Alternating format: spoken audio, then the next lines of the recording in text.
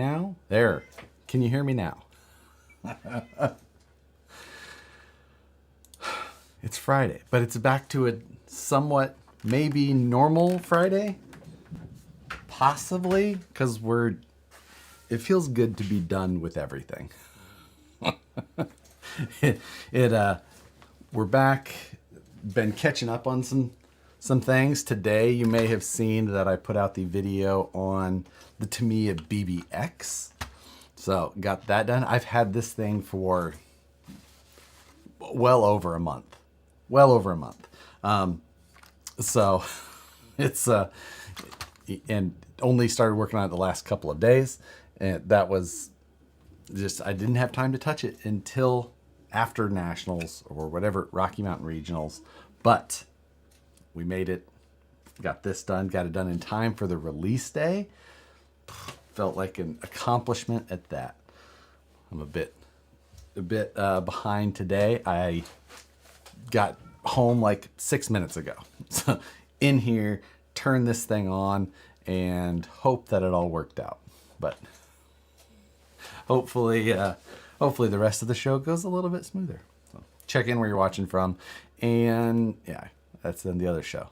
Yeah, just check in where you're watching from. That's good enough for tonight. But you seem really excited about whatever you're saying. Well, it should be working now. It shows that it's working up there. So hopefully you're just a little bit behind. Because I just didn't have audio for the first 14 seconds. Let's grab the Porsche.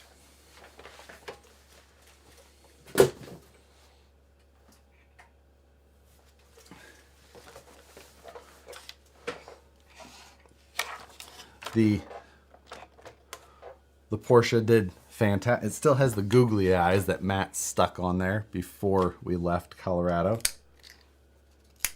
Those can come off. You know what? I'm pretty happy how this thing turned out. It worked really well. It all came together the last, 3 or 4 days by getting the clear coat on, the decals on, every little bit. Hey, Matt is in here. Matt, did you finish the BBX on your stream? I was at work while you were doing most of it, so I didn't get to see everything. But the last time I checked, you were making good progress at least. So I tell you what, this was a super fun Tamiya build. I'd have to see how Matt's response was in his video, but I'm just like, I said it in my video, the most fun Tamiya build I have done, which is saying something. Me and my RC. Yeah, is it a leading arm setup? On this is a standard IFS with trailing arm. It's got a trailing arm suspension there, but no leading arm, if that's what you're asking. Hi, Nicole. bye. I'll see you next week, promise. Still have family. I'll be here. We still have... I still exist. Nicole still exists. She was... you didn't show it up last week, but we still have... It was your birthday last week. We still have family here in town, and it's the last weekend that they'll be here. We're going to dinner. Are you? Okay, yes. Will you grab me a water before you go? Yeah. Happy, yes, I will make sure that she sees all of your happy belateds. Oh, that'll work. You're welcome. I don't know what it is, but it's in a bottle. Is that a jet engine?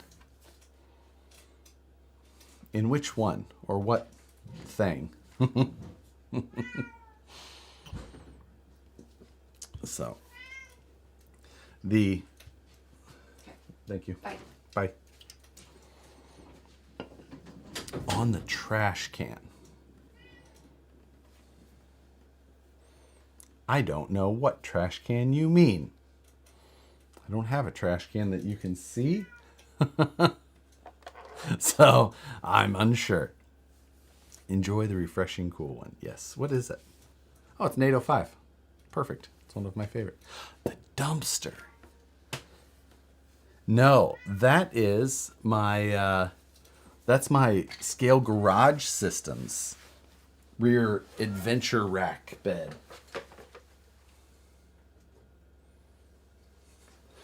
This is one of the other projects that I didn't get to because of the Nationals push. This is that custom painted unit from Scale Garage Systems that they did. And this will go on a Mojave body, but it's got the little the opening doors here with the internal cabinets, the whole deal. It's so well done. But now that I'm getting caught up with all the backlog of things, this is one of the ones that will absolutely have to get some attention. So, are they flying home? Yes, they are, Eric.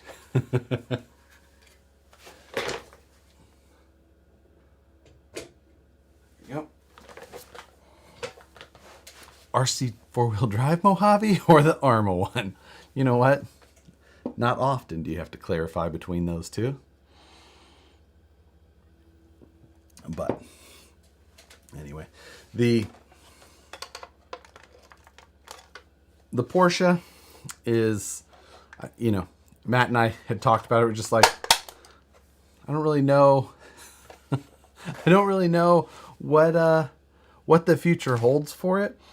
It's just, it's like how much I should do. Like, I should do another running video, one where I'm not competing and I can try and make it look a little bit better, show some more of the, you know, style and angles and whatnot. But then I feel like I'm just gonna kind of let it sit on my shelf, because that's where I want it to be somewhere and be there forever.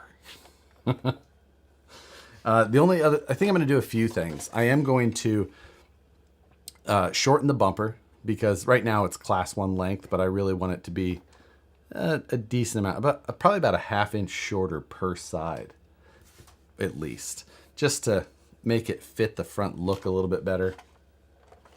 And other than that, there's not really anything else I plan to change. It deserves a glass box. Yeah, you know, I think that it just, I'm starting to get a number of shelf spaces that are being filled up without, like, that are vehicles that I don't really plan to sell, which is a problem, because I only have so many shelves. Comp it. It's like, if I'm normally comping, I usually try and, you know, I want something that's pretty dang competitive, and this was competitive enough, but not, that wasn't exactly where I made my focus for this one. This one I just wanted to see if I could, more than anything. Joker 510714. It's finally Friday. Hey all. Hello, Joker. Glad to see all of you here, all of you that made it through another week. He'll sell it. He can't help himself. Well, I mean, everything is for sale. Last year's Class 1 Jeep is right up there, and it is sold. Was going to take it with me to Colorado, but the person who bought it, Chris, he was just like, I'm not going to compete. Don't have to worry about it, which I'm betting he is happy that he made that decision now. Because that was a miserable one for that part of it. I'll put them both next to each other so we can look. Josh, how did you do the decals on the Porsche? So since I had all of this in CAD, I took and I made drawings in CAD of a profile and a top view, and I sent it to my graphic artist. I told him what I wanted, and I had these printed and vinyl cut. So it's a printed decal, the whole entire thing. It's not multiple decals or multiple colors. It's just one seamless printed decal. You guys never really got to see the up close clear coated chop carbon either, but you can see it there. The clear coat process went fairly well, but it was not a, you know, flawless first time, no issues thing. That clear coat and this whole thing, that carbon fiber is an odd one. It is not easy. So it took a coat, a wet sand, another coat, a little wet sand, another coat to get it to be as level as I was going to be happy with. Joker 510, thank you, sir. Cost of Sportsman, is that for sale? Ooh, I mean, everything is for sale. This chassis is a TRX4? Nope. There's not a single TRX4 part here. The axles are Vanquish F10 portals. You can see those front and rear. The transmission is a VFD, which is another Vanquish, and then everything else is custom. It's a custom chassis, custom interior, custom body, custom everything. Need to try gel coat next time. Yeah, a little bit different process for doing it with that type of mold, which makes it more difficult. But I know what you mean. I need to see the scratch from the rock on the first gate. That would be on that side there, and that would be the scratch right there. That was the first scratch, and I think maybe that was too, but it doesn't have many scratches. There's one up here on the top of the fender, and that one there. Oh, there's a good one on this door, right up here, but it made it through remarkably unscathed. Did you want to kick the truck that rolled into it? Not at all. Because it was funny. It rolled down the hill, and when it hit, or it landed, and basically just tapped the car. Just bink. And hey, I put my car at the bottom of a hill where someone was trying to crawl up, and he was not the only one to come tumbling down that hill. That course was brutal. So that was my fault. Gunner, my meat really satisfies. Nissan, thank you, sir. Hello, everybody. No Nicole yet again. Total BS. How many kits did your dad-in-law put together? Tonight's code, hashtag it puts the meat in its mouth. There is your code for the week. Use the hashtag it puts the meat in its mouth on satisfiedjerky.com. You get 10% off, which is absolutely worth it. Some of my favorite. I had some today, and it was like a garlic, and that, I mean, I can still taste it a little bit, but it was so good. So good. Let's see. Hopefully that first scratch was on the reinforced side. It was. This is the thick boy side. The garlic pepper is incredible. Yeah, that's what it was exactly, R.E. I had never had it, and it wasn't probably the one that I would I was like, I still have some of this garlic. I'll try it. I like garlic, but I'm not like, and I ate it, and I was like, oh man, I can't believe that I didn't expect that to be as good as it was. So I really liked that one. But let's see. Beyond that, oh, I was just gonna say, the things that I have left that I would like to do on this, not very many. A couple of things, and then it'll just be as it is. The door panels, the door cards, whatever you want to call it. That's one of the last things on the list that I feel like I want to get done before it's served its purpose. It's lived its performance made life, and now it will sit on a shelf. And the door cards are one of those things. But I have an interesting way that I would like to get those done, that I'd like to explore here soon. Steve D, thank you. Which Class 1 drove and performed better, the Jeep or the Porsche? Ooh, that's a great question. That's a great question, Steve.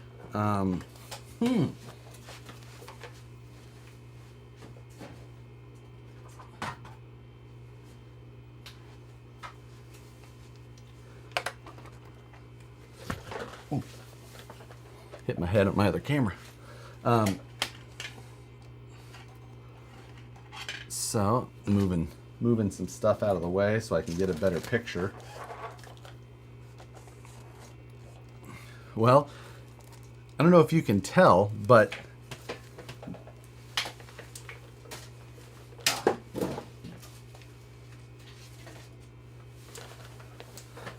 the approach angle on that Jeep is significantly better. That front bumper is way higher. I really had no idea how much higher it was because I've never had them next to each other. This is the first time I've ever done that. So it's the front bumper is a straight bar right at the front of the tires. So absolutely ideal and very high.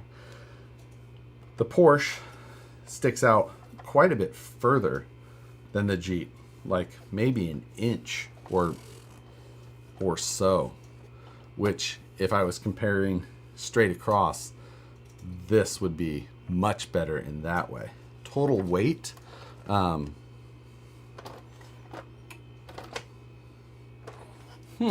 should check. They feel fairly similar.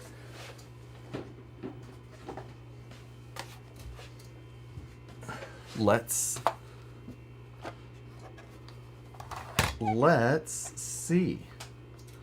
I feel like this one's... No, this one's... The Jeep's lighter. So let's go pounds. 7.4. No battery in either.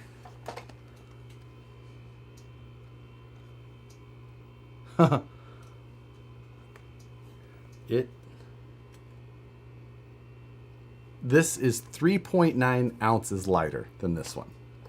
So very similar, but this one doesn't have knuckle weights either. I bet if I put knuckle weights on this, these cars would be almost identical in weight. Or pretty close. Which is super interesting.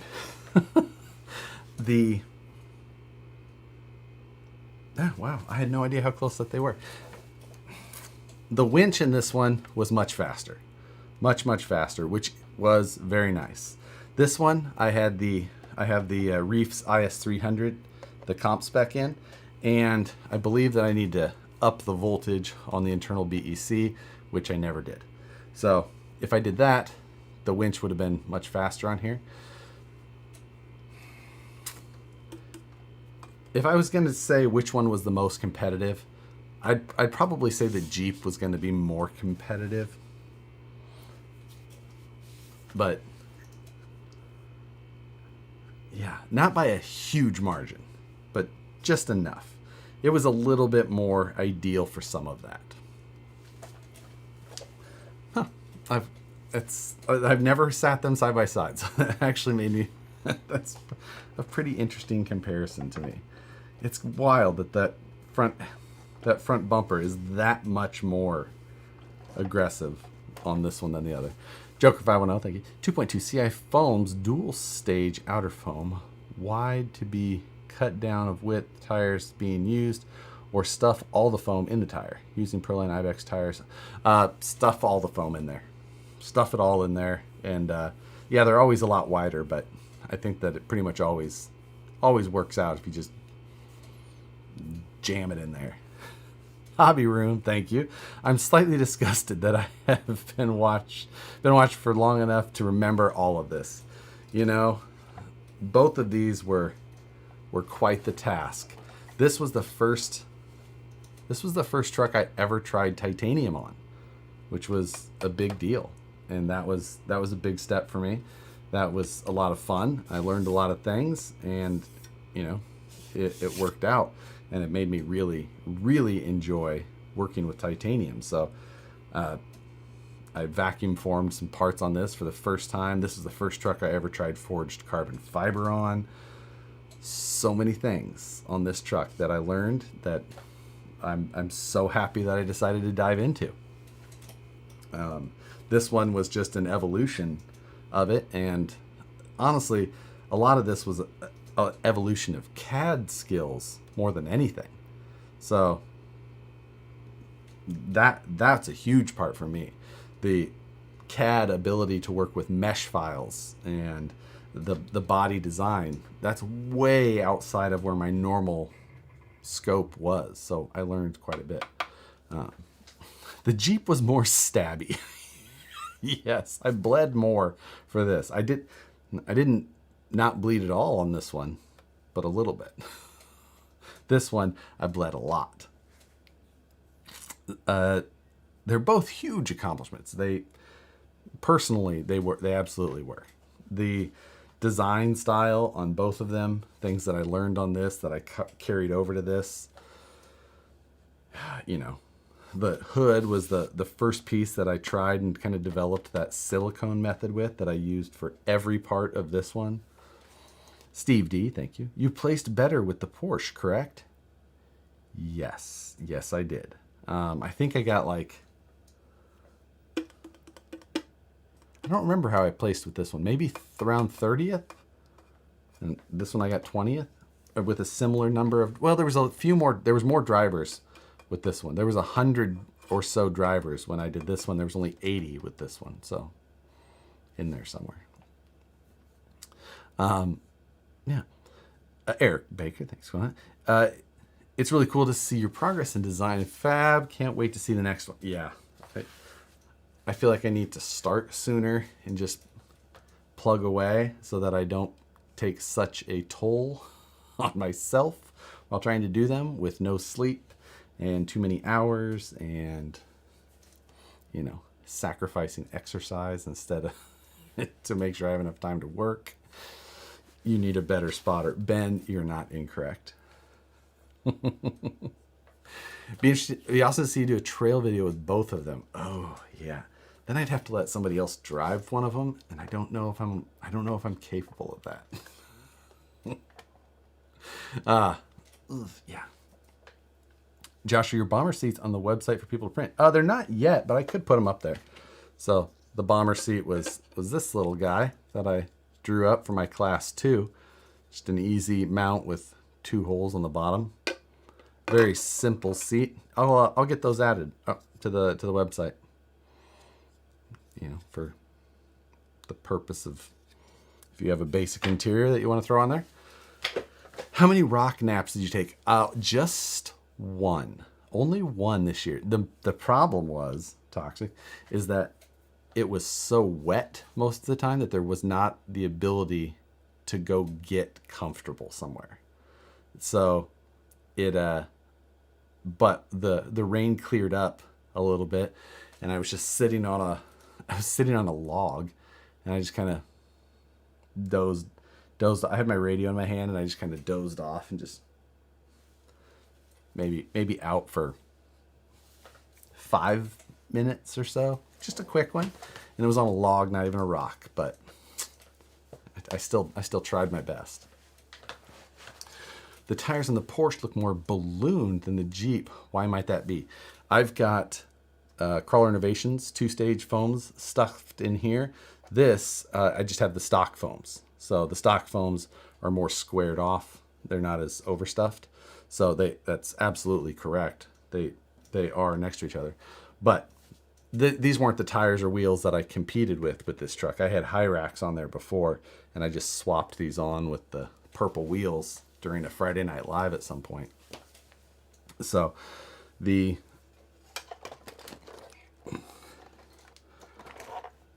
but see if I can show them in a way that you can see. They're not massively ballooned, but the tires are definitely more squared off with the factory foams. Ugh.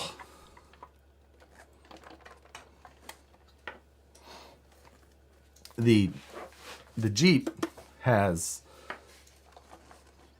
it's a VS410 frame rail, front to back. It's been chopped to be shortened a little bit up front. Rear, it's normal full length. So, what transmitter were you using? 7PX? Yes, I was using my 7PX. Same tires, different inserts. Yep, that is correct. Exact same tires on both, just different inserts is all. These have not been ran on this one. They're just been on there for display. And I think that we're putting the high racks back on when it gets sent to its new home up in Washington. How'd the 7PX deal with the rain? I think it still works. You know, I just tried to blow it off when it still turns on. So, I haven't even unpacked my Class 2 yet. The suitcase is still in here right next to me and all disassembled. Washington, who got it? A man named Chris with a K. He actually came out to Colorado as well. So, it's headed up that direction. I'm surprised you didn't bag up the radio for the run. Are they waterproof? No, they're not waterproof, but you know, you just shake the water off as soon as you can. They're usually okay. I don't know that I've ever actually had a radio have water issues. So is that $20,000 worth of trucks sitting there? I mean, depends who you're asking. No Class 2 video from the strip? Yeah, there will be a Class 2 video. I just haven't got to the edit yet. I had to build that Tamiya BBX. I've got one more kit that I've got to get built and a couple of other videos. So, hopefully this coming Wednesday, I can get a Class 2 video together. That's about my goal. We'll see how that happens. Captain Insano shows no mercy. Thank you. Have you checked out the Rhino ESC? No, I don't. It doesn't ring a bell.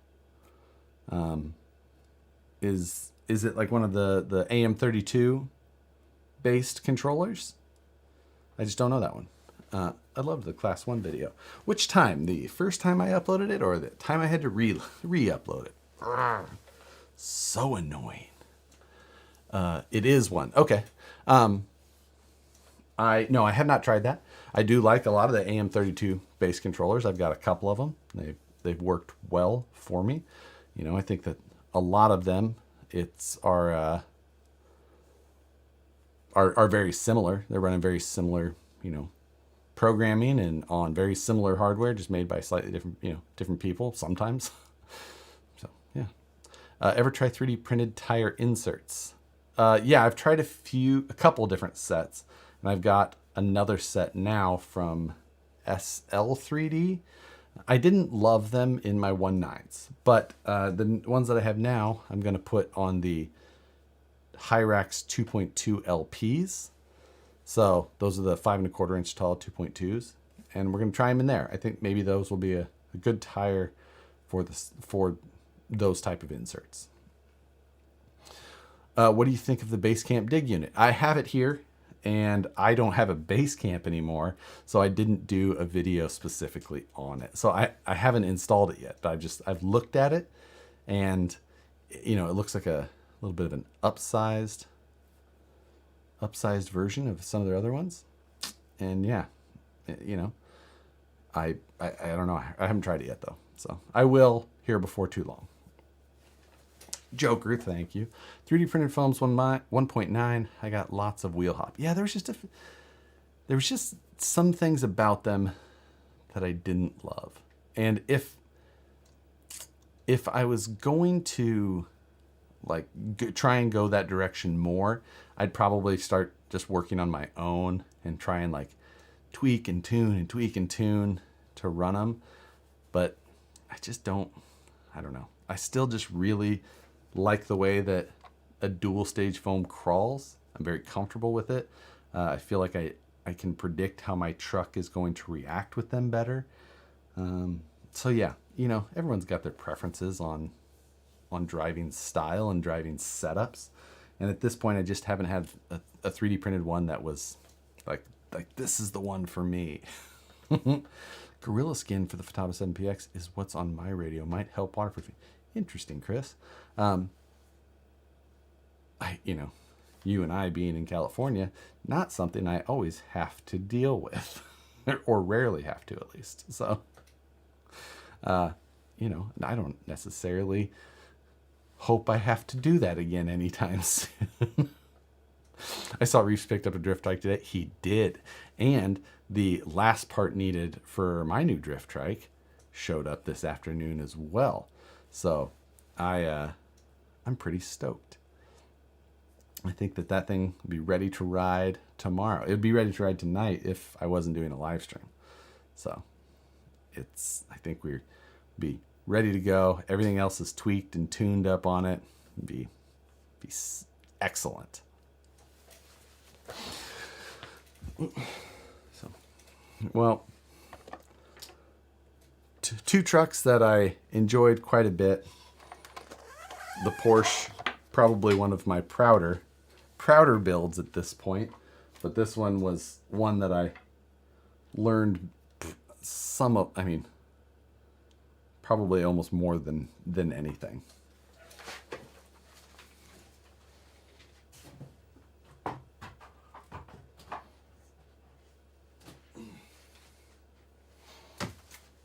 Oh, I should grab the Woods Runner.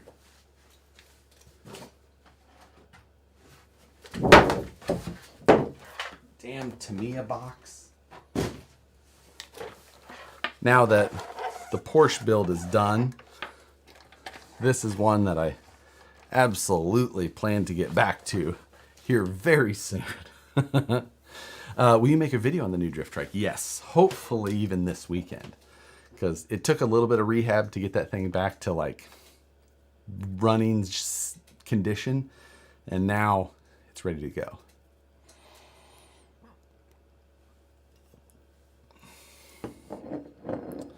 Had a drift trike a few years ago. It was fun for a couple of days. Then I took the plastic rings off and just let it normal trike.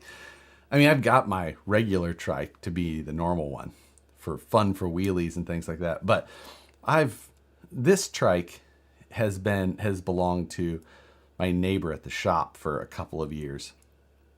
And I've ridden it many, many times and had a lot of fun with it. But it has just fallen apart over time. And that's what needed. That's why I had to do so much work to it. Can you control a witch from your transmitter? A witch or a winch?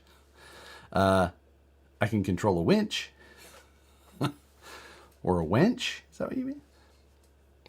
Have you ever checked out the Gunther Works Porsche builds? Yes, I have. I've also been sent them many, many times on Instagram. So, is Vanquish going to come out with clear bedsides, or are they just going to sell? Yes, clear bedsides for the Phoenix will be out before too long. What happened to the Chopra? The Chopra is next to me here, and that is, I ran out of time before Nationals, and I just didn't want to like absolutely rush and throw that one together. So I was just like, we're just not going to worry about it. We'll get back. I'm going to build that one properly because I really enjoyed how that thing was starting. So I want to make that one come together correctly. And that's going to be fun because that ATL, what was it, the ATL? High-low. Brazen Scale High-low is a cool chassis. And I like that kind of Chopra look. We're going to get it all set up. Hobby room, my Chopra. I'm going to build that thing up right and make it fun. So I've got that's one of the ones that I have the AM32 based controller in. I've got that with a HK Hobbies Outrunner mounted up to the Deluxe Portal Trans. Super tiny little transmission. I had it in my Moon Buggy before.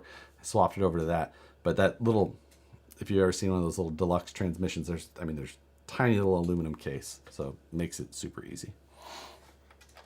How much have I missed? I was barbecuing dinner and missed the notification.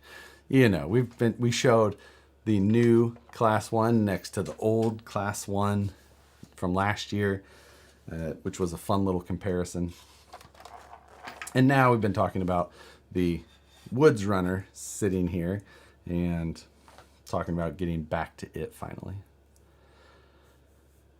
Some of the West Desert Wheeler cut and shut 2.0s would be perfect on the chopper. Yeah, I've got the Hyrax LPs, which are basically the same thing. 2.2 at 5 1/4 inch tall. And, you know, they're a factory tire, so it's even easier to just buy factory ones.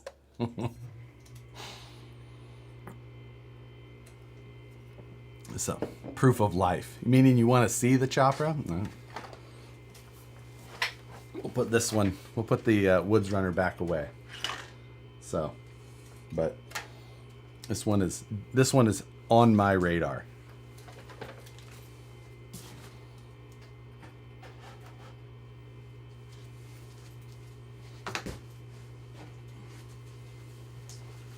I think someone mentioned that Proline by the Fire is 99 days away.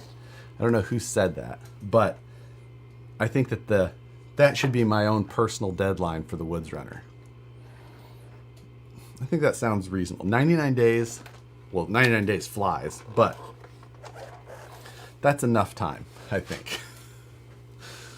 So, whatever happened to the Moon Buggy build? It's still here as well. Well, actually, it's not here. It's at my office. So, it's around, and it will still happen.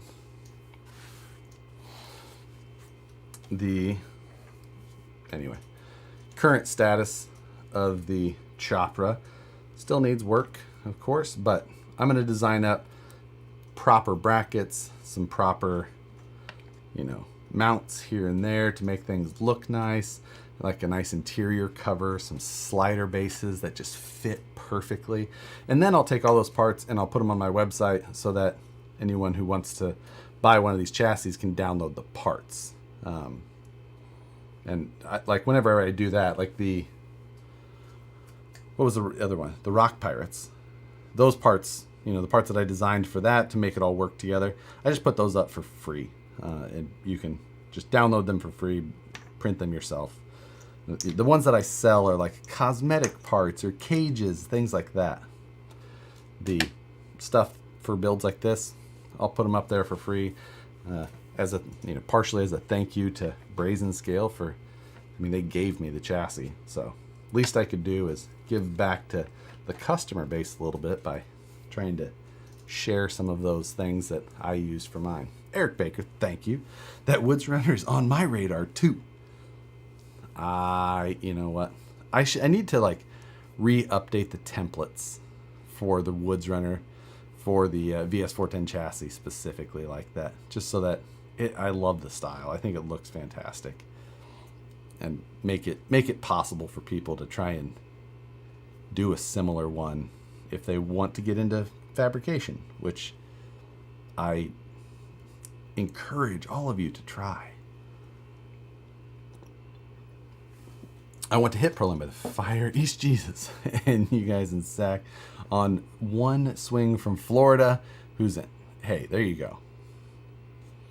Come on this way. It's the good stuff. Blind Guy RC, what's happening? Hey man, how is the Futaba 4PM remote upgrade?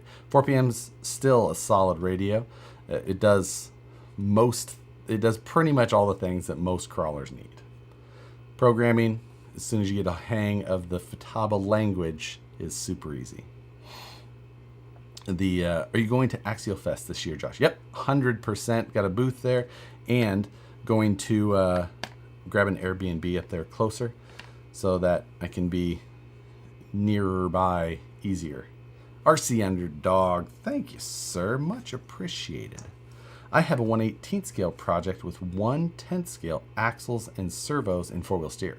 It has Capra 1/18 Furatech brushless ESC and motor. What size BEC should I look into, or does it matter? Oh, just get for one like that with 10 scale axles, 4-wheel steer even, unless you're going crazy with servos. Like if you're putting servos that run off of regular receiver power, unless you're doing like 2 servos that are up in that 800 plus ounce inches each, a single Castle 10 amp BEC should absolutely cover you.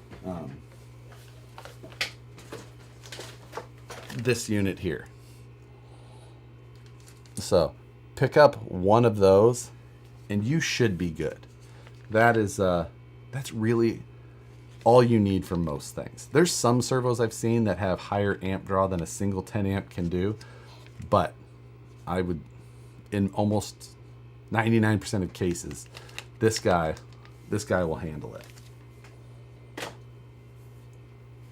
Eric Baker, yes, please. Yeah, the Woods Runner template that I have up there is real old. It's my very first template ever, actually. So, yeah.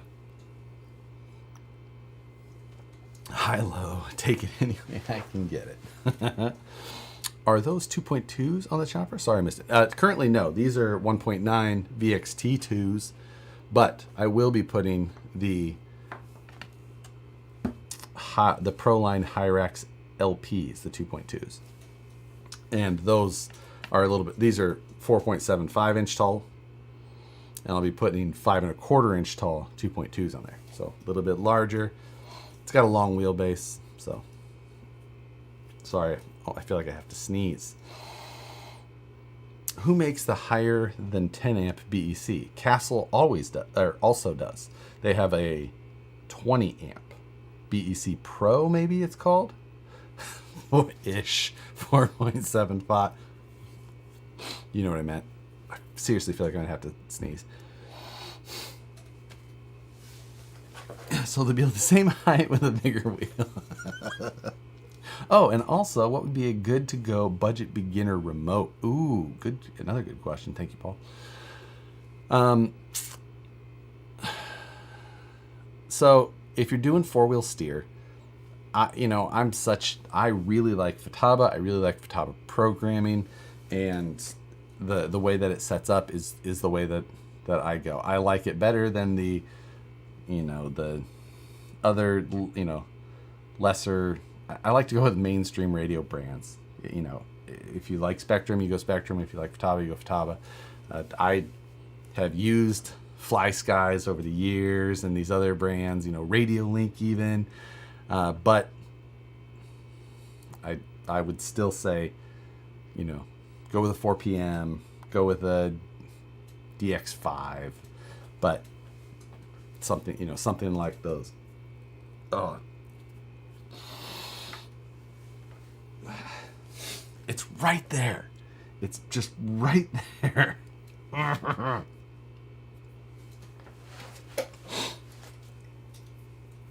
Okay.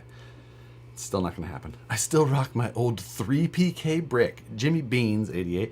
I saw somebody running an old 3PK out at the Rocky Mountain Regionals as well. The great big 3PK with the screen on the back. Wild radios. So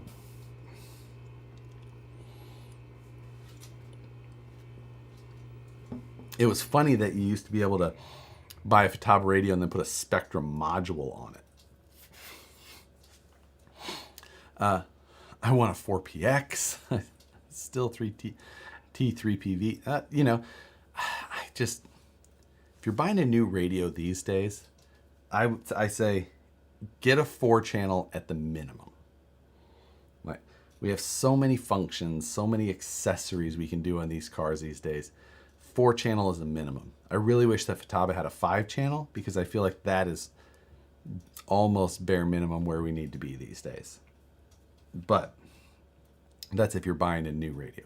4-channel is still just like, that's where you should be to start.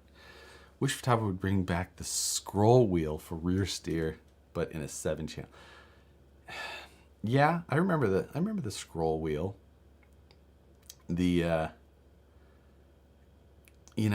guess I still like the 5-position rear steer setup. That's still my go-to. 4PKR.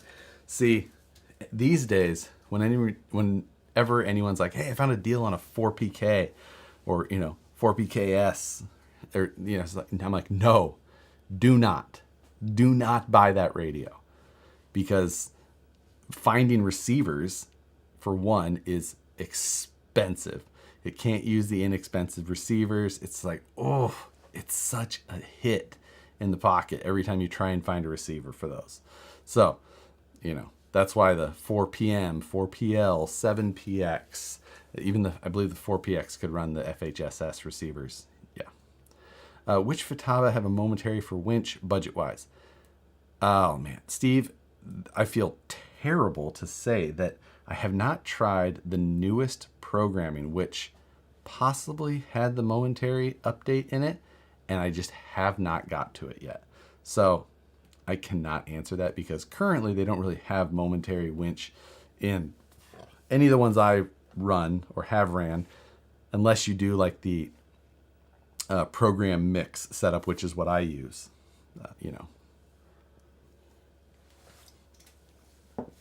So, yeah. Oh, Dumbo RC for life. I'm not. It's just not something I can recommend to people. I just don't. I don't trust them. Anyone know how to set up a 5-position rear steer on a DX5C? Ooh, I can't. Nope, I don't know how to do that. Programming on Spectrum is not a strong point of mine. I'm sure I could figure it out, but I can recite to you Futaba programming. But beyond that, we'll see.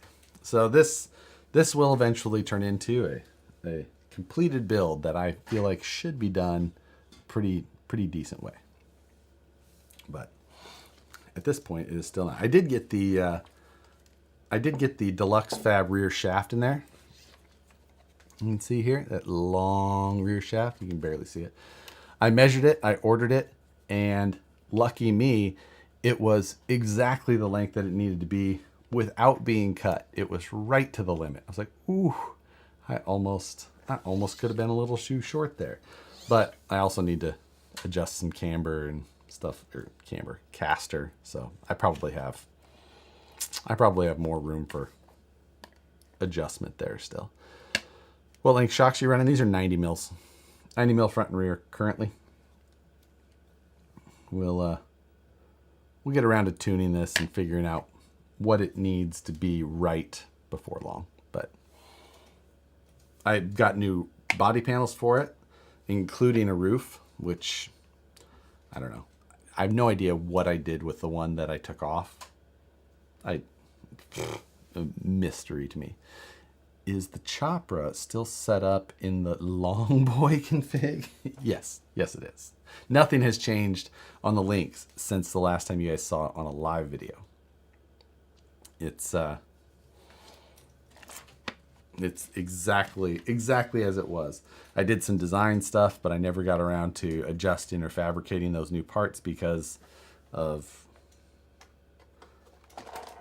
the star of the channel now. So it is wild. Why am I in love with that truck? Oh, you wait, Hobby. I'm gonna complete that truck in a real nice way, like a real classy style. But it's been wild. YouTube numbers are always weird. Summer always slows down, but being how much we focused on these cars over the last like 3-4 months, numbers just nobody wanted to see this thing be completed. It just spiraled, and I didn't care because it's all I wanted to do was complete this in the way that I thought it should be completed. So if you see some real pandering videos from me here in the near future, TRX 4000 coming back, some other random stuff, it's because the YouTube numbers are in the toilet. So help me out. Click some videos. They aren't your friends. We're your friends. Yes. The videos were great. I'm ready to be pandered to. Well, thank you, Alex. I am looking forward to the TRX 4000 because it needs to be ready for Proline by the Fire as well. And things are going to get out of hand there. That thing is going to get the wildest internal cage that I feel like I've probably ever built. And I can't wait to design the handle that clicks into the top so I can carry it around like the world's heaviest case of beer. The views are down. I expect that build series to do well. No, it did not do well. People do not like this type of build series. It's not relatable. Very few people people see it and they're like, nah, I'm not going to do that. I don't really care about that. And I don't want to compete. So nothing you're saying matters to me in any way. Like, cool. Brass rod internal cage. No, it's going to be steel because I have to be able to weld it. But get ready for Harley Design's top 10 videos. Oh, you know what? Even I can't pander that far. I can't do it. This isn't an Arma and the TV is turned off. Oh my God. So yeah, I have lots of stuff to get caught on. We should have called them disappointment. Yes, exactly, Matt. Oh, versus videos. That's another great one. That's another solid, like TRX 4000 versus the Axial UTB. Which does SNU do well for views? Yeah, the SNU carries my channel. It allows me to do the rest of what I do without, like, it's the one that I have to do, and without it, nobody would watch this channel at all. So I'm glad that I do that. I also, TRX 4000 versus SCX6. Yep, that one needs to happen. SCX6 needs to get fixed for Axial Fest. So I've got the Reefs Beast 2000 to put in there. And that will change that. I really want to do the buggy build on the SCX6. I don't know that I've got time before Axial Fest. I mean, maybe I do if I just head down built. But I'm tired, man. I'm so tired. So tired. George, thank you. GC Coop 2.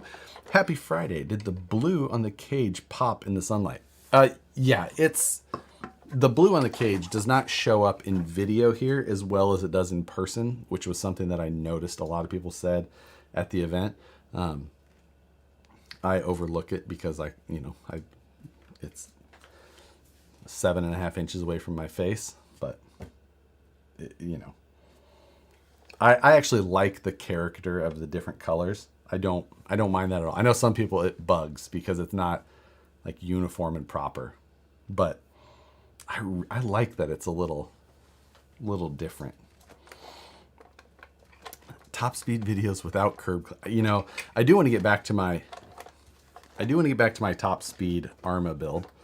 I've had a lot of fun with that, and I specifically have another project using some Arduino stuff with that I want to get into. So that's there. What's the buggy build? I want to take my SCX6 and turn it into a tube buggy on the existing chassis, but taking the stock SCX6 body and just narrowing it, using only the hood, basically hood and front fenders, and then just skin the rear sides. So yeah. Have you seen Micro Mouse competitions? Never heard of it. Never heard of such a thing.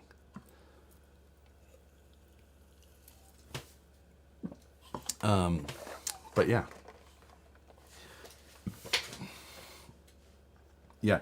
The bluing works with the chopped toe. Yeah, I mean, that's ununiform as well. I don't know. There's not a lot at this point that I would change. Of all the things that I've done on so many cars, by the time I get to the end, there's 100 things I would change. This one, there's nothing like absolutely major or super critical that I'd be like, that I would do completely different. That I would completely do different. And, so what is the weight of the Porsche? It is 7 pounds, 8 ounces, ready to run. 4 ounces heavier than last year's, which is the wrong way. I went the wrong direction. But this does have a decent amount of brass in it. So it's got the big brass knuckle weights. And maybe, did it have brass in? I can't remember now. Yeah, darn it. I can't remember. So, again, though, I completely lost sight of the main goal and only went for style in the end. The motor in the back of this weighs the exact same as the entire body. And it's all the way at the back. So, who's making smart decisions now? Thank you, Brett Caudill. Much appreciated, sir.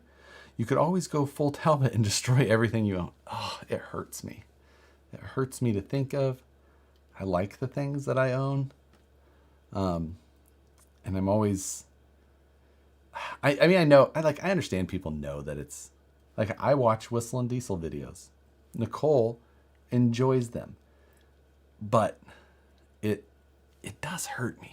Like, it hurts me to, just destroy things. I like things, and I paid money for things, and I've done stupid things that have destroyed items and cars before. But I just can't do it. I just can't do it. It's the cheapskate side of me that comes out. I'm like, ooh, I could have sold that.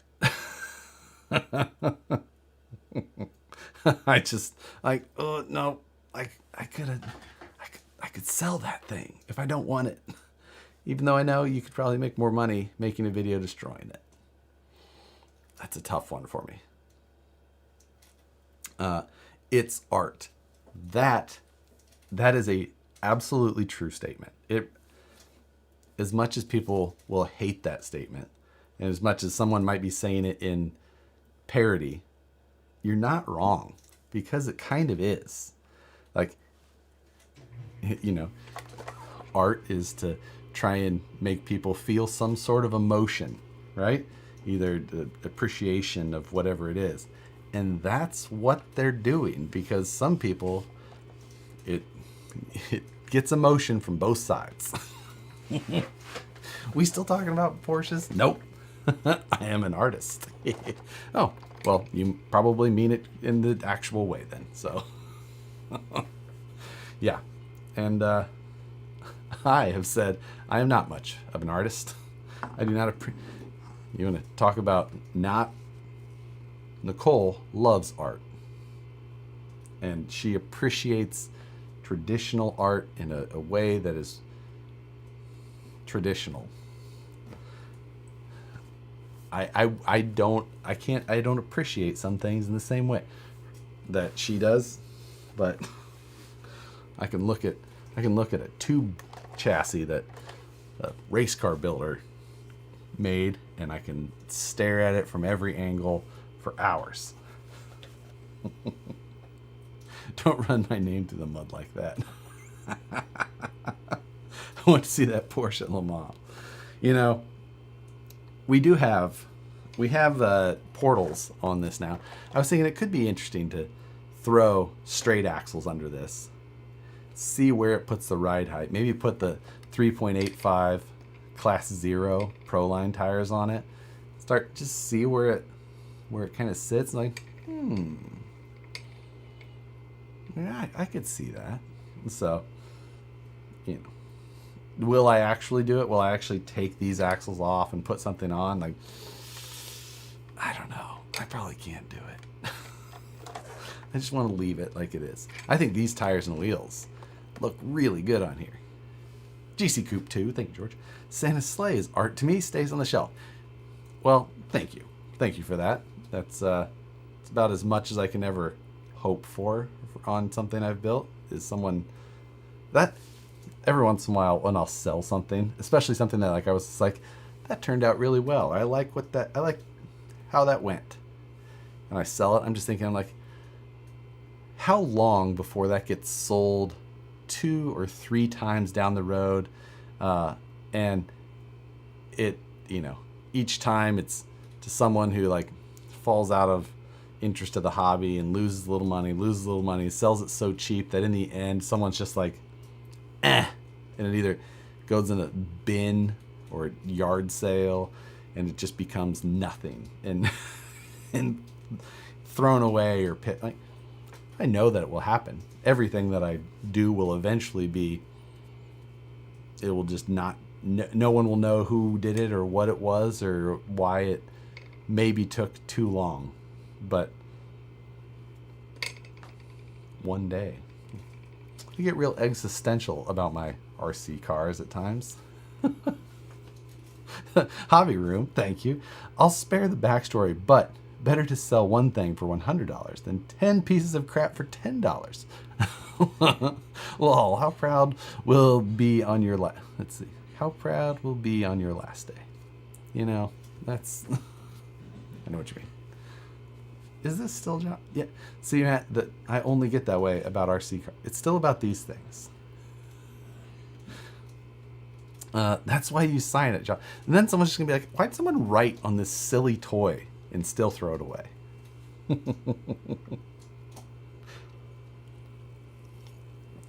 So, art and philosophy discussions tonight. Exactly. Art, but tube chassis. And philosophy, but where will my RC cars go when I'm dead?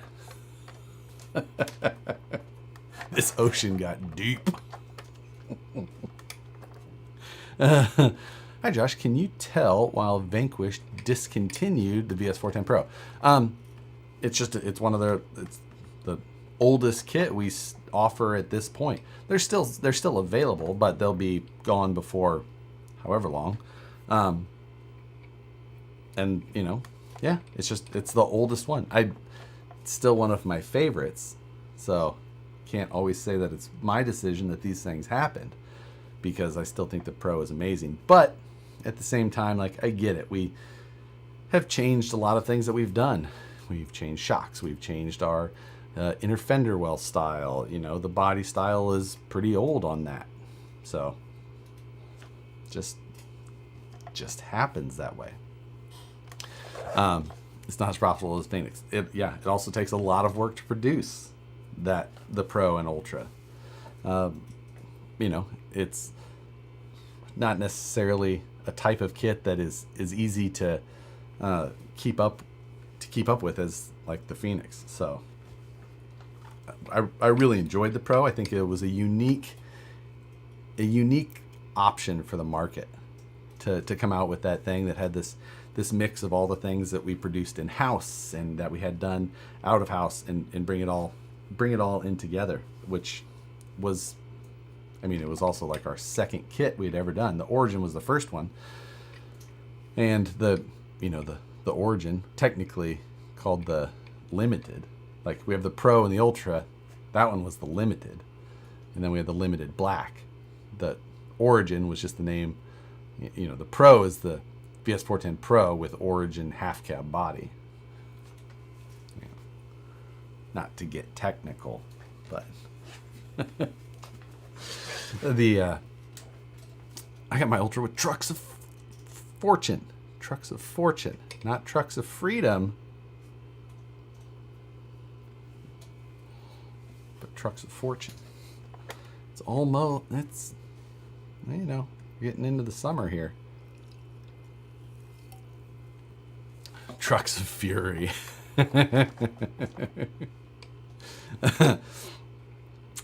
It's sad it's being discontinued. Too bad you couldn't keep that kit in inventory. Yeah, it's you can get into the whole. I could get into the micro details of all of that stuff, but it's not easy to just keep some of those things going like that, because it takes big investments at a time that then you sell over time. And that's why trucks like that eventually have to get discontinued, because it's like the thought of like, okay, well, is this investment, is it worth paying that now to then sell over this length of time to does it make sense? And that's when you have to make the decision that it's time to sunset a kit. Put it out to pasture. Send it to Arizona to play golf.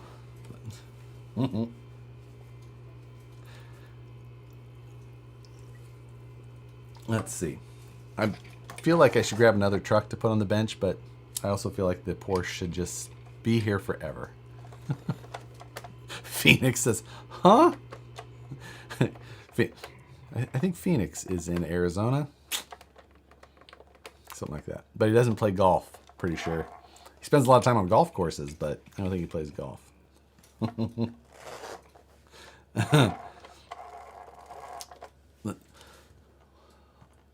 Last year's to compare. Wait, I feel attacked.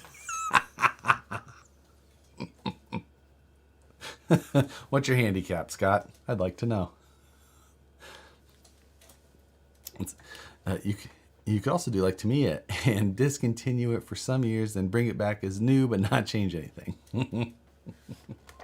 Unpack the Class 2. I see. Okay. Will the transmission and axle housings still be available? Oh, absolutely. Absolutely. The VFD, the standard VFD, for sure, not going anywhere. Axle housings, we make those in-house, so I can make those all the time. That's not a big deal at all. Those will continue to be available, as well as axle shafts and all the things that go with it. No concerns there. Put last year's build on the bench to compare. We just put it back. We had it up here to compare the whole time.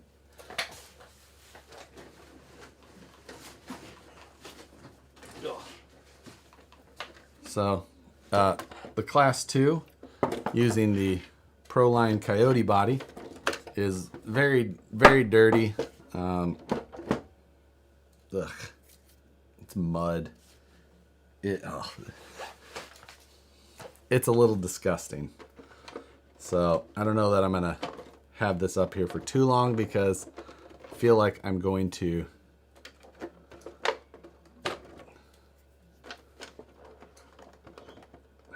make an absolute mess of my bench.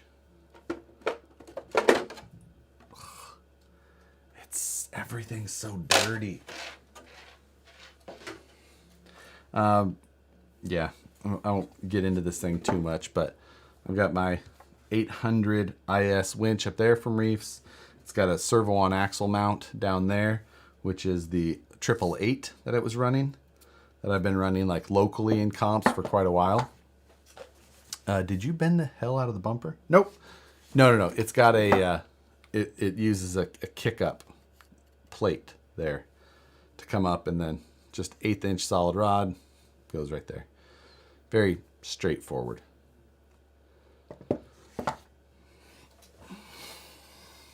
Freaking skeletons. You're welcome, Matt. We've got our drivers in here with the bomber seats. We have some 0.5 millimeter, 0.5 millimeter carbon fiber, which makes up my interior. Four seat interior with a 4-cage interior. A simple dash that I designed and 3D printed with an origin steering wheel. Inside, we've got 2 driver figures. We've got, I don't know who they are. Inside, we also have a bunch of scale accessories. A bungee cord. Well, the bungee cord's back here. There's a tow rope, an air filter, an oil filter, all glued into that seat there. We've got a license plate here on the floor. Next to it is a piece of paper that says registration 2023. Oh, there's one of my batteries still in here.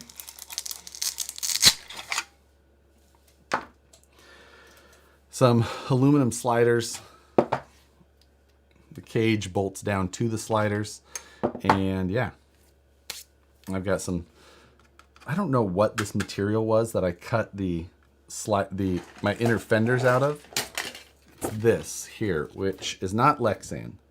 It is clear polyester, and it is brittle. So I drew these patterns up, CNC cut them, and then I heat formed them to get the bend and all that. But you can see back here, well, you can't see because it's painted black, but this one cracked basically immediately. This stuff is just very brittle. Unlike Lexan, it just wants to, of course now it doesn't. None of my stories make sense. It's brittle. I don't know. It's stupid.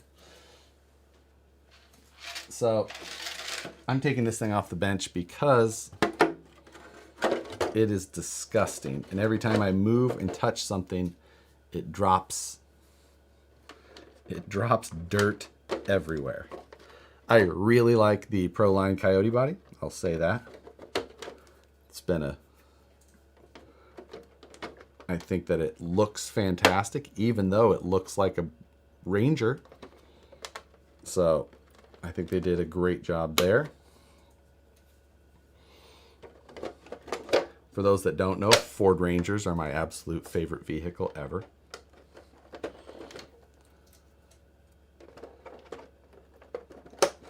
Okay. That's disgusting. Yuck. I can't wait to find out what my inside of my suitcase looks like. Ugh. I washed the tires off, but not the rest of the truck. Speaking about bodies, that new Element body, what the hell? I agree. I think that thing is hideous, but I also don't like FJ Cruisers. So even if it actually looked like an FJ Cruiser, I wouldn't like it. But, you know, isn't it basically just a cliffhanger? No, it's quite a bit different proportion than a cliffhanger overall. It's significantly narrower, you know, and then, yeah, it has similar proportions in other ways, but it is not just a cliffhanger. It is definitely different. I thought you loved FJ Cruisers. Nope. FJ Cruisers and Land Rovers can both... Josh, the Reese winch seems to be everyone's servo choice since Holmes has not made more of his. Any idea why he stopped making them? So I think that the reason he stopped making them is the same reason I didn't like take them out of the ones that I had and put them into my new ones. And that's because they were finicky, mainly on the controller side. And the reason that I put Reef's winches in both of the cars this year is because they're just dead simple, reliable. There is no controller. It's all built in. The spool is internal. All of that makes it just so easy. So that is specifically the reason that I was just like, I'm putting the Reef's winches in here and calling it a day. I had to have a stubby servo design for the winch, and I wanted it to have an all-in-one controller. It checked both the boxes. I've had this IS300 and that 800 for well over a year. So they just got moved around, and that was all I did. I forgot to turn the voltage up on my BEC output, which made my winches slower than I would have liked. But, you know, that was my fault and just a lack of time. So I can't blame them on that. The IS300 comp spec has actually been speedy enough that it was my preference. But I put it in here and didn't turn it up, and it was raining, and I was just... getting me to do anything else was going to be a task. So, yeah. How do the 800 IS and 300 IS compare? Which do you prefer? So the 300 IS comp spec, I believe, is the fastest. But you have to turn the voltage up to fully realize that, which I didn't do. It had enough power for me. So, yeah. Yeah, not internal spool, but I like the Shift XLP. Internal spool is a must for me, like absolute must. Yeah, that's like my that's where I start. Is it internal spool? Okay, what's the next step? How fast? How, you know? But if it's not internal spool, I'm not dealing with it.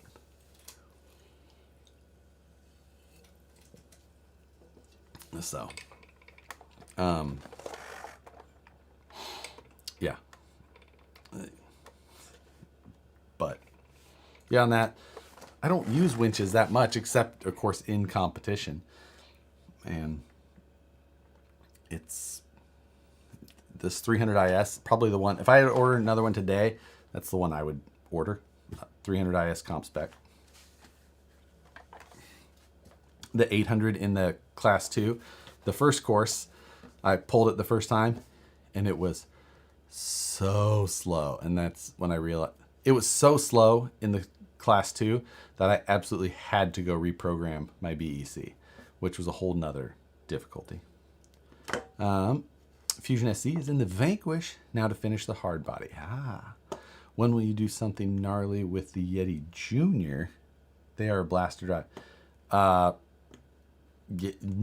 Probably never. I had a Yeti Junior when they came out like 6 years ago, and they were okay, but not something I have any interest in doing with again at this point. Would the internal spool winches be a direct bolt-in on the Phoenix and Pro? Yes. Yes. User error. Yes, Matt. I know. I was busy designing both of our vehicles for us. Didn't have time to program it.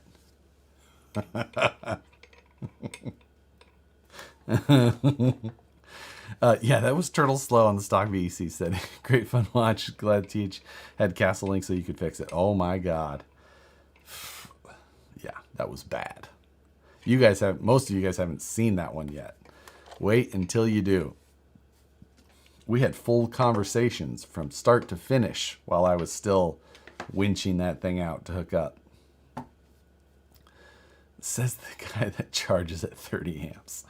Matt and I were charging batteries between courses, and I was just like, crank them amps up, Matt. And he was like, no, can't. And we instilled that fear of God in him of just the 15 amp charge rate. I'm like, just come on, just 4 amps, do it. He's like, no, he wouldn't do it. Matt could have taken a call during your winches. Oh, he wouldn't dare. It was the least distracting thing that was happening at that time. Thanks. I had to make standoffs to make the Reef's 422 winch fit in my Phoenix. Yeah, because that's a full size, I believe, right? Yeah. Can you put an internal spool winch on a Phoenix? How does the line route? Yeah, you do. You put it facing downward like this one is. You can see that winch under there, and you see the line goes forward. Well, actually, underneath there, you can see that opening there, which is my fairlead, quote unquote, and that's pretty much inspired from how the Phoenix is set up. Actually, I have my Phoenix here. Hold on.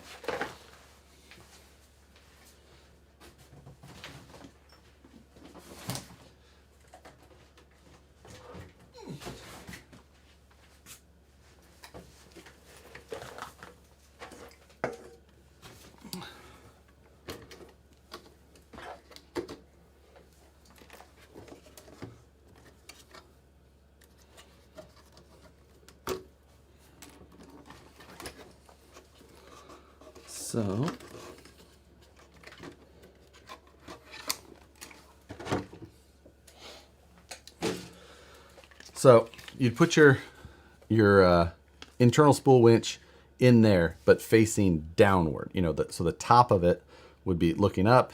The spool would be just down here, visible below. And then the Phoenix has a fairlead in the front bumper, and you can see that hole behind it. So that hole lines up on the back side of the bumper, and you'll just route your line directly from that winch spool through that hole, and it'll come right out the fairlead. It's all just very easy, and it was designed to be that way. So drop right in and not have to worry about it. So it's an easy ad. I don't remember exactly who asked that, but hopefully that answered the question. So easy like Sunday morning. Yeah.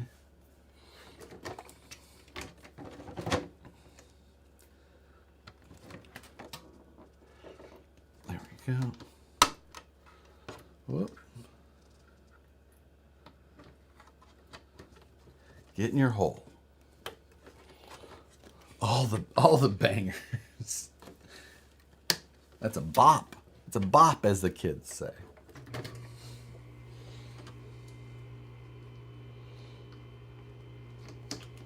Okay. Will an external spool fit? Okay. So yeah, the external spool, generally what you'll do is you'll drop it in from the top side as well, with the spool hanging down.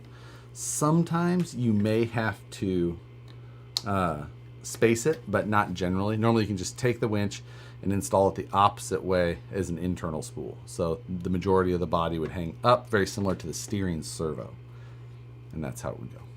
How hard was it to point out a Phoenix with an How hard would it be to point out a Phoenix with an interior and bed size?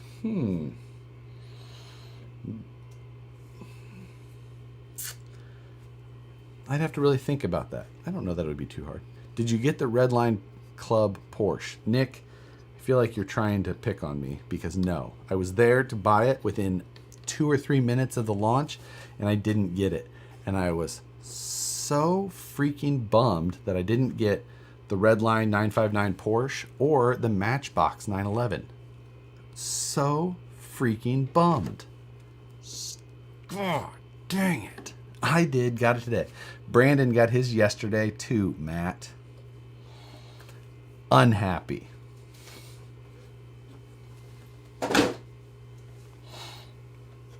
Unhappy. I must be talking blasphemy when I mention rear portal straight front, because no one has any useful information. No, that's, you know what? It's just not it's a little bit more difficult for some people to understand. That's the only thing. Need me to make you a bot? Yeah, probably. It's got the picture thing though. You have to pick the pictures. Need RC Hot Wheels build off. Let me tell you what, I want nothing to do with trying to make Hot Wheels RC. I've seen the guys that do it, and that looks unfun to me. Unrelated, but what is the bright blue thing on the shelf? Oh, that thing?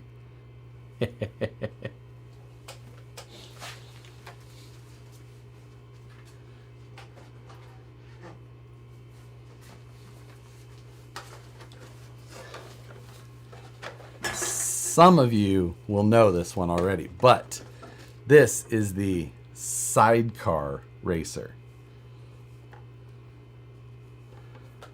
You can see that there. 3 wheels, of course. Powered rear wheel only. Sidecar wheel, unpowered. Very phallic looking body, as Nicole always pointed out. Painted by Moose Jaw. This came from a company in France, and I believe that it's called S88R. Something like that. It was very difficult for me to order. Their website would not let me order. I had to find somebody in France that I knew to be like, hey, can you help me out? Either help me get this, buy it through you, or get a hold of them and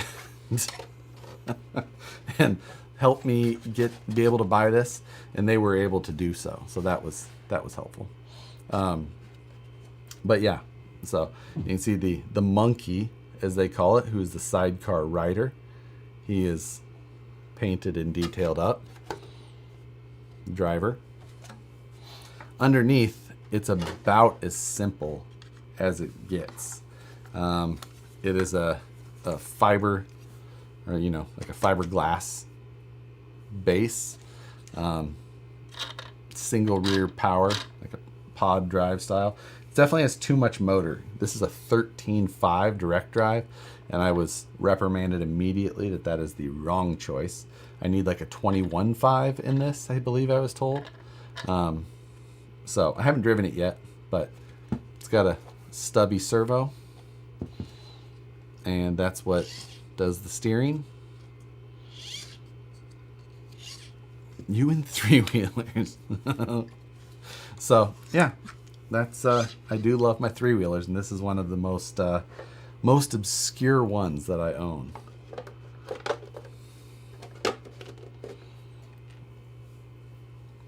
Do you have a build plan for the Ace Gary body yet? Oh, I know. It was gonna be until everything else happened with nationals. I don't regret it though. Isle of Man is coming up. Yeah, they've been practicing like crazy. I've seen some crazy videos of the three-wheelers already out. They've been absolutely ripping.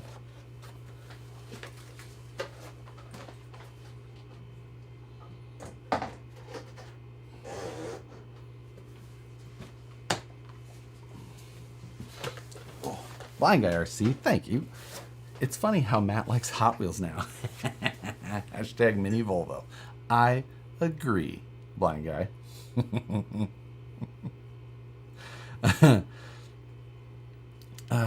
Yeah. Do you have a tuk-tuk? I do. I've got the Usakani drifting tuk-tuk. That one's pretty fun. Is it in here? No, it's in the garage, I believe. But yes, I do have a tuk-tuk. It's quite fun. Isle of Man races are a bucket list item for me. I'd like to visit as well. I would absolutely like to visit.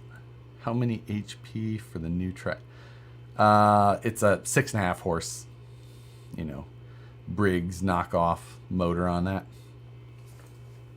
It's a drift, not a tuk-tuk. Sounds like a gender. What is wrong with you guys? Turbo it.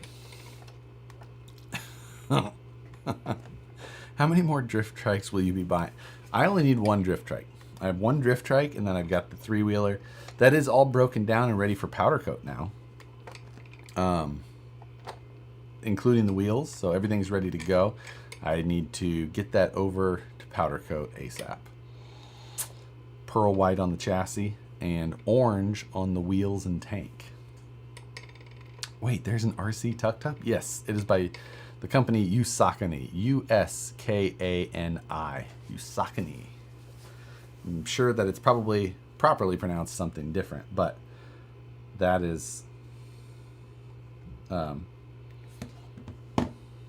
I've said it since I bought it.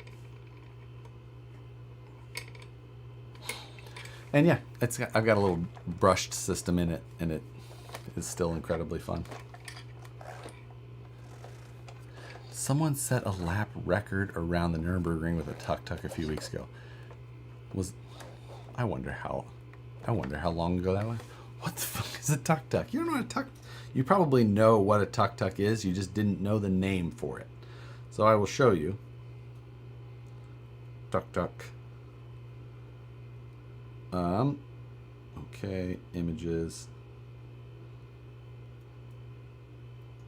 This is a tuk-tuk, and that is also exactly, my battery's dead. That is also exactly how I have mine painted. So it's like the motorcycle looking based, taxis and utilitarians. They use them for everything in many Asian countries. And yeah, they're very, very common. When the F did we get when the F did we get ice cream? Southeast Asian motorcycle taxi. Yep, there you go. I mean, they use them for everything. They're trucks. They are everything. Oh, okay. I know that thing. They usually have a little bit more wild paint. Sometimes, but not all. No, a lot of them they're pretty generic because they're everywhere. There's millions of them, I would say. They make everything from, like here, you've got the cargo style. First one's got like the rear box bed. Then you got the taxi one. Then you've got the pickup style.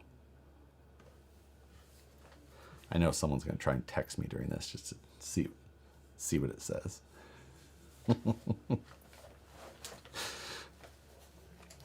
What's the three-wheelers you guys raced at the Airbnb last year? Those were the banger cars from Camtek. Kamtek.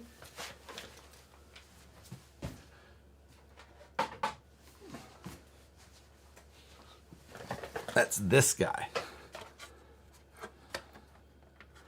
So another three-wheel pan car style, but two driven wheels on this one. Locked rear diff, but again, single wheel steering. These come with basically a hard body shell. You got to cut out all the windows and all that. Moose Jaw painted this one as well with a bunch of jokes from the streams. And yeah. Pretty amazingly fun little cars. I think these things are like $100 and they come with the body, the chassis, a motor, speed control. All you have to do is add your receiver. So, Del Boy's Reliant route. Yep. This is I think this is technically a Reliant Regal on this one here. But yeah. Pretty slick. I love me some three-wheelers.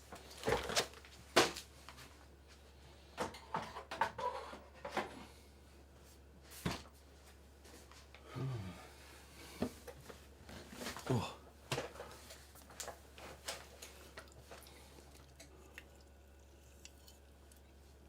The legendary Satan mode. Yes. Camtek has a tow truck? What? Just tried Old Smoky's Mango Habanero whiskey in an airplane bottle. I need to find a bigger... I mean, that sounds pretty good, and I don't even like whiskey. I'm a bit of a pansy, but... I mean, that Mango Habanero whiskey, like, I could be into that. Next, you'll need to make an RC unicycle. I feel like with the gyro style, it's possible, right? Just need some leaning. Dancing ride, Chris. All my dancing riders are at work currently, but I think I still have 2 or 3 of those. Those are some of the most fun things to race. Hard to find now. Camtek just proves that you don't have to spend to have a blast. That is true, and if you have a basic enough level of design, it can be cheap and still reasonably durable. Yeah. Unicycle would be totally possible. Yeah, I mean, I've seen people do like the Star Trek or Star Wars Rolly guy. What is his name? Bebop or something. What is it called? I'm never going to remember it. BB-8. Same thing I said. Yeah, there you go. All you Star Wars nerds. If you like three-wheelers, you should do a Project Tatra T49. Google it. I will Google that. Let's see. Tatra. What was it? Where'd it go? Dang it. It went by. Oh, there it is. T49. Let's look what that is. Oh, single rear wheel?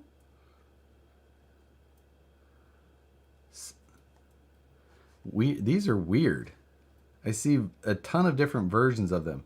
Some with the bed up front and a single wheel in the back. Some that look more like a Model T.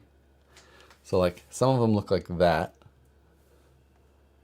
Where others look like that. But the bed is in the front.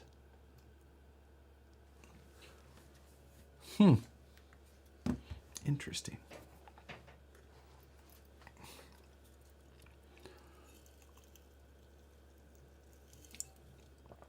Predator 212, straight from the box, went 46 miles an hour on a go-kart. It was 99 bucks at the old Harbor Freight. The Predator 212 Ghost is what I've got on my regular trike, the non-drift trike. And yeah, it's fun.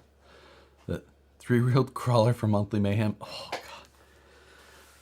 So Matt isn't going to make it to Proline by the Fire. So I don't feel like we get to do a head-to-head like crawl off, which is difficult because that's usually the best way for some of those to happen.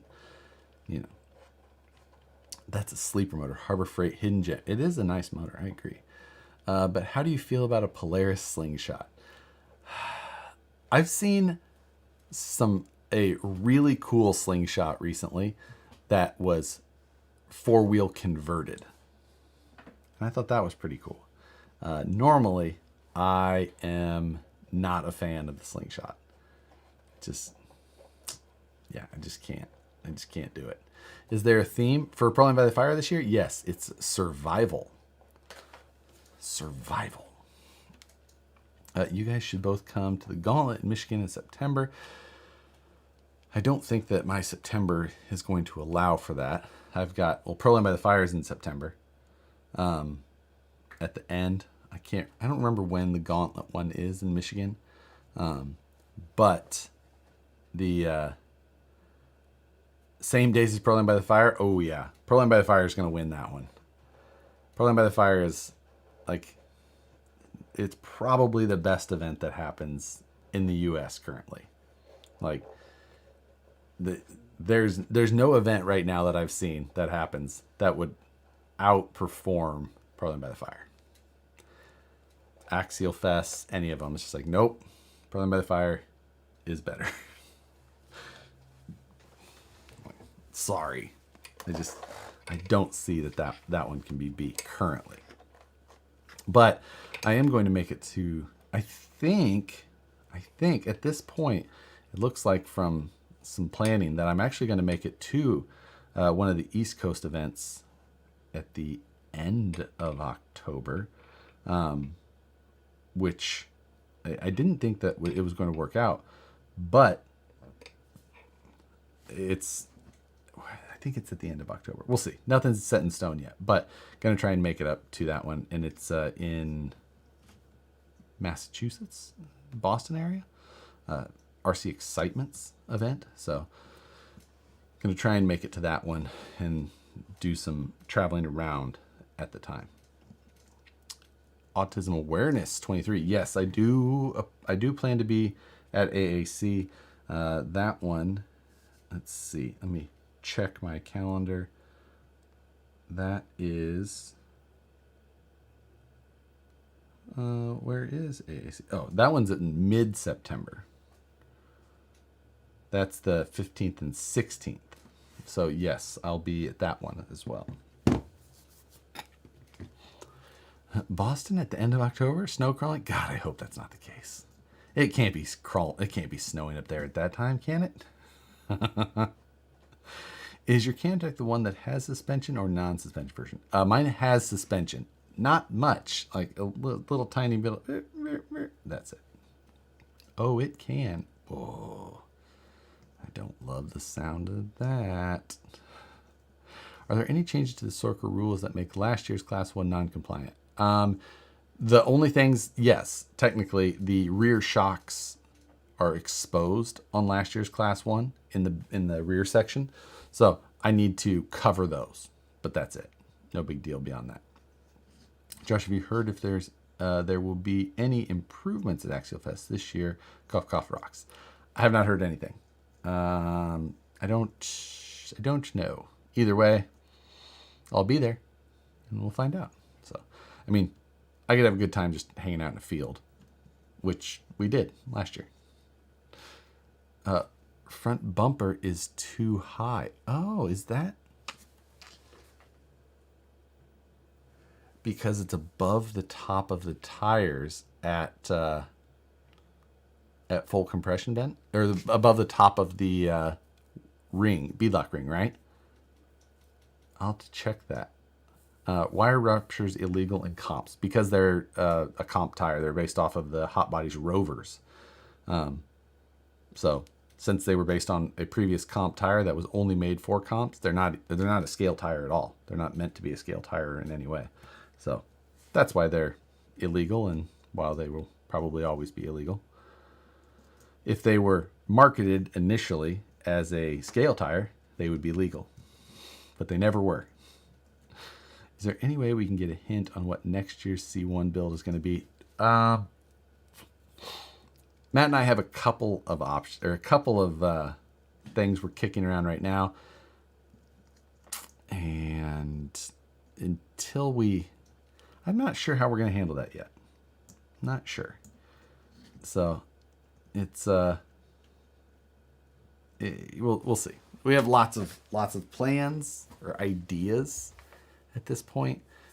Definitely, I'll spoil at this point. It's going to be another car. We're liking the car way, and it turned out to be a very fun approach. The next one will also be a car. So I'm dead set on that. But you know, I think the Porsches worked out well. Therefore, can we see a Nissan Xterra? No. Chicks dig them. AMC Pacer? Nope. AMC Pacers have a Lada. A Lada was going to possibly be this year's car. And then it was like maybe a little problematic. So we're like, you know what? I came up with the 911 idea, and Matt was like, yeah, let's do that. Done.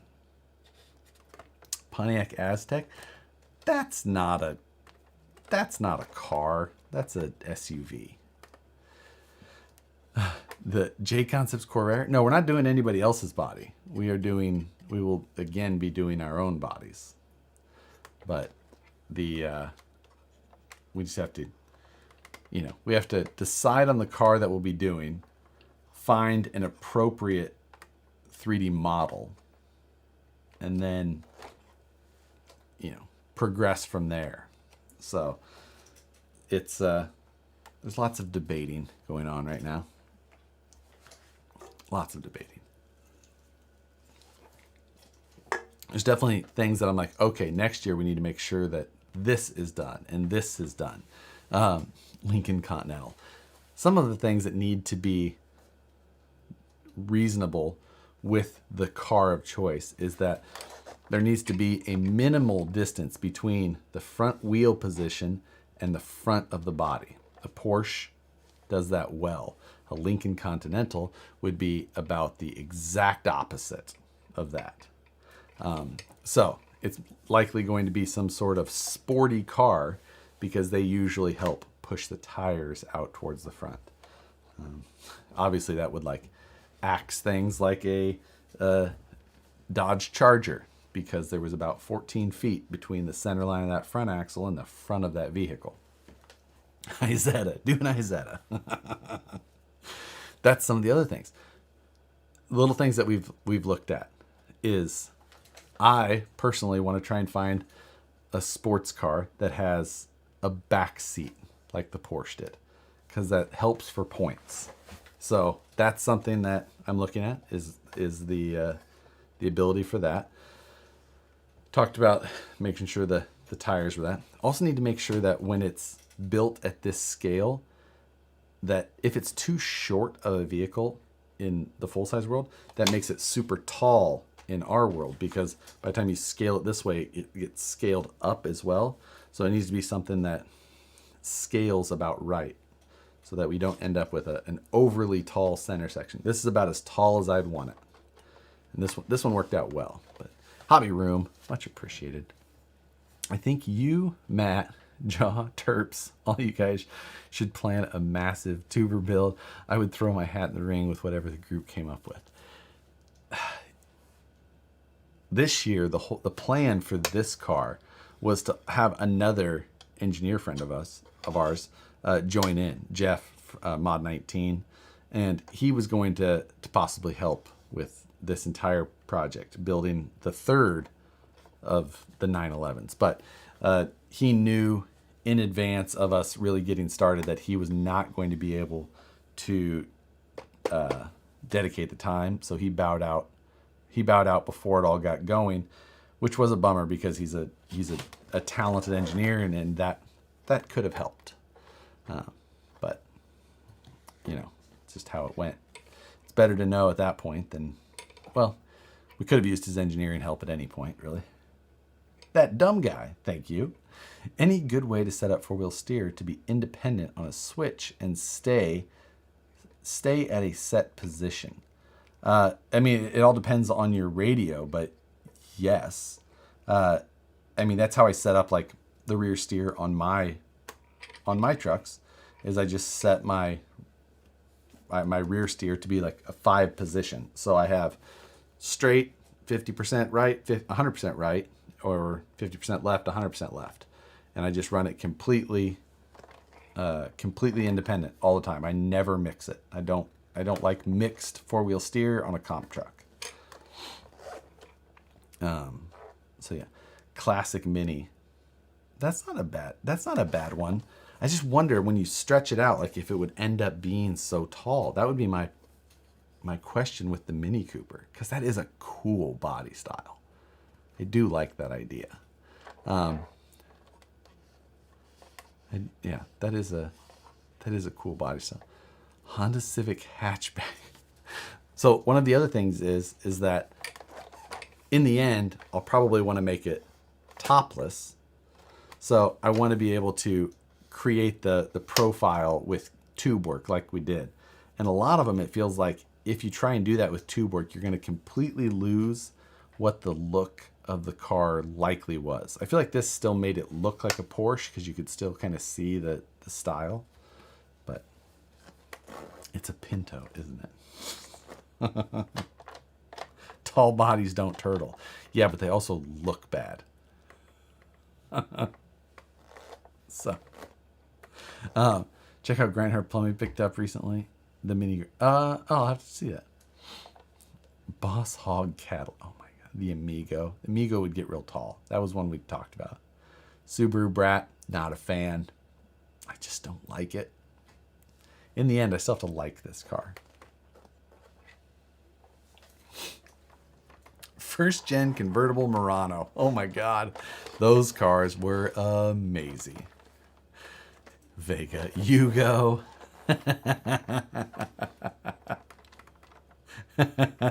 Oh yeah, you and Matt can do a Ford Mustang fastback like the green one that Gas Monkey guy has on 33s.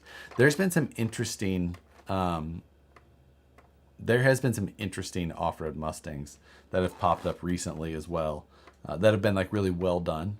And that was, of course that then gets thrown in the ring as an idea. Ooh, I should see if I can get this sticker to pull off clean.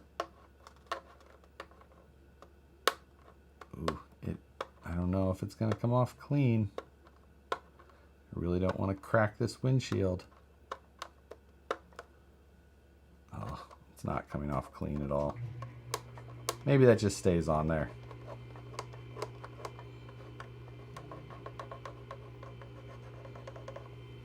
That's on there for now. Let's see. I think that we are we're gonna end this at 8 o'clock. I do still PT Cruiser. That's it. I solved it. I do kind of like PT Cruisers, but no. Best axle option to four-wheel steer a Phoenix. I would say, well, I guess I was thinking aluminum axles. And do you mean a Phoenix portal or non-portal? If you're doing non-portal, it'd be like the standard SCX-102 F9 with the servo on axle mount. Plymouth Prowler, that's actually one that I was like, hey, what if we did a Plymouth? I proposed that. But I think the Plymouth Prowler would actually be pretty hard to make Class 1 legal. It's, yeah. Show your trophies you won. I do not have any of them because they were like magnetic pit mats, and like that, there's just nowhere that I'm going to use a magnetic pit mat. They're not something I personally like to use. I don't use them in here because I don't really care for like the magnetic pit mats when I'm working on stuff like this, and of course not going to use them in the shop because metal shavings just get stuck to them, and then they're full of metal shavings. So you can still hang on the wall. Yeah, but it's like a sticker like this that was the award on a pit mat like that. So I just donated them to other people. I was like, here you go. If you will use it, you can enjoy them. They're just not for me. I've had many of the magnetic pit mats over the years from events where they were given out. And I long ago determined that I did not care for them. So, a lot of people will like them. Just not for me. Should have donated the Shelf Queen to Scale Builders Guild. You know what? I think I tried. Matt also. It's like, I think he's got some magnetic pit mats that he likes. I don't know that he needed any more of them though. AMC AMX. Ben, that is one of my soft spot cars. Where is my AMX? I have an AMC AMX model in here, or model. Hot Wheels, Matchbox. I think it got pulled down as a mention a little while ago and has not been returned yet. Or maybe I took it to work, but I do love an AMC AMX. However, it may also be hard to get it would be hard to get a model of that, possibly. Javelin would give you the longer wheelbase. Yeah, but Javelins are hideous. The AMC Javelin is the worst. And it's all in the nose, and it looks awful. Ugh. But the AMC AMX, yeah, it's the same as the AMX, not even remotely close. The Javelin is hideous in the front. Ugh. So bad.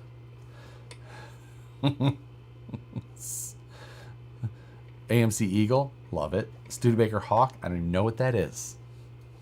Mustang 2, oh my god. Fiat Topolino would be awesome. The Topolinos are cool. Also probably too hard to make Class 1 legal. Phoenix, are you really trying to say that the Javelin and the AMX look anything alike? I know that they're basically the same here, but here, none. Avanti. It's Italian made. It's fancy. It was flown over on a plane.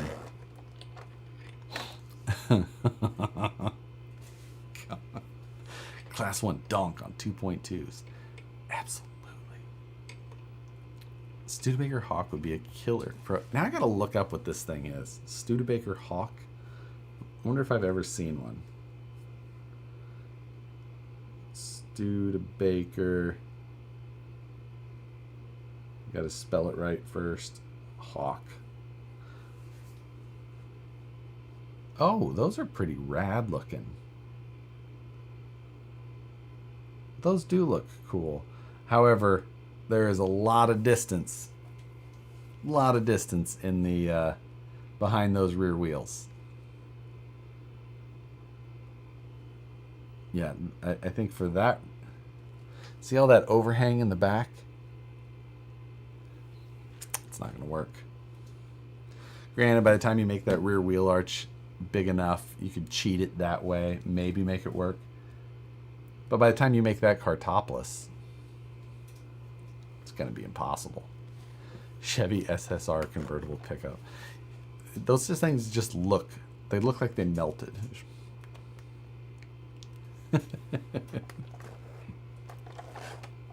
Deproach angle, exactly. The deproach angle on the Hawk. Yeah. Javelin looked good as a dragster. Oh, Javelins don't look good ever. Renault Twingo. No overhangs on both ends. I know what that car is. It would be this tall. It would be quarter scale. Ooh, Honda Del Sol. Oh, I love a Del Sol. No back seat though. We need the back seat. That's the other thing. Your AC Cobra idea was the best. I would love to do a Cobra. It does suck though that there is no back seat. They are cool though. It could be fun. It's still one of ones I keep thinking about, but there's a, you know, tough one. Dodge Viper, all hood. Yeah, it's just hood, cabin, and then trunk. Oh my God. Well, it is 8 o'clock. I am going to try and spend a little bit more time with the family before they go. So we're going to end tonight early. I appreciate everybody who stopped by tonight. I have so many more videos to get done.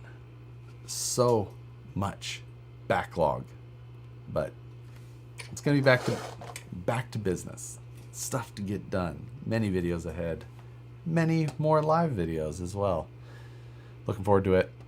Yeah, I'll see you guys soon because, again, like I said, we have a lot of stuff to cover that I put off until after the Porsche was done. So with that, as always, thanks for watching, guys. We'll see you later.